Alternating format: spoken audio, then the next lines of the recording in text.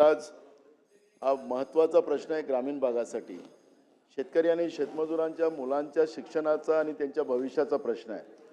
अध्यक्ष महाराज, आज तुम्ही दिलेली माहिती मी तर तुमच्या हक्कभंग आणणार आहे, मी सांगतो आता अध्यक्षाला. पण तुम्ही जी माहिती दिली ती सबसेट खोटी होती. अध्यक्ष महाराज, आज जिल्हा परिषद शाळांना कुलूप लागलेला आहे, शिक्षक नाही. विद्यार्थ्यांचं तुम्ही नुकसान करताय. सेशन संपायला आलेलं आहे. तुम्ही अजून अनेक शाळांमध्ये 10% 20% मुलं आहेत, म्हणजे शिक्षक आहेत. आणि अशा परिस्थितीमध्ये तुम्ही मुलांचं भविष्य खराब करायला निघालेला आहात. आणि त्याच्यामुळे तुमचं शिक्षण धोरण जे आहे तेच खऱ्या अर्थानं आज गरिबांच्या आणि सामान्यांच्या पोरांच्या जीवावर उठलेला आहे. आणि त्यासाठी आपण तातडीनं हा जो तुमचा पवित्र पोर्टल आहे तो कायम बंद असतो, त्या अपवित्र जे केलं करून ठेवलेलं आहे त्याला कायम उघडं कसं ठेवणार त्या पवित्र पोर्टलला, ते आपण सांगा. ठीक आहे.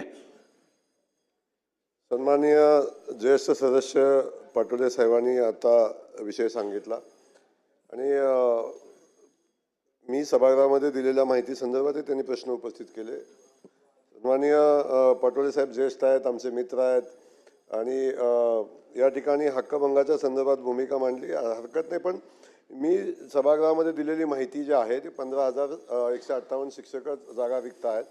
परंतु शासनाच्या माध्यमातून सातत्यानं या जिल्हा परिषद शाळाच्या बाबतीत गांभीर्यानं आपण शासन काम करते. अलीकडच्या कालखंडामध्ये आपण बघताय की अनेक ठिकाणी मॉडेल शाळा करतोय आपण, सेमी इंग्लिश स्कूल करतोय आणि त्या ठिकाणी उच्चस्तरीय शिक्षण देण्याचा प्रयत्न होतोय. अनेक जिल्हा परिषद शाळा अशा आहेत की ज्या ठिकाणी ॲडमिशनला वेटिंग पण आहे. त्यामुळं अलीकडच्या कालखंडामध्ये आपण बघतो की खूप चांगलं शिक्षण जिल्हा परिषद शाळेच्या माध्यमातून दिलं जातं. काही ठिकाणी अडचणी आहेत हे मला मान्य आहे, परंतु सरसकट जिल्हा परिषदेच्या शाळा बंद पडलेल्या आहेत, अगदीच खराब आहे, शिक्षण मिळत नाही अशी परिस्थिती निश्चितच नाही. त्यामुळे आपल्या जिल्हा परिषद शाळा आपण बदनाम करणं उचित नाही हे या निमित्ताने मी आपल्याला सांगेन. पण आपण सांगितलेले मुद्दे जे आहेत आपण तपासून घेऊ आणि नक्की काही चुकीची माहिती असेल तर दुरुस्ती आपण करू.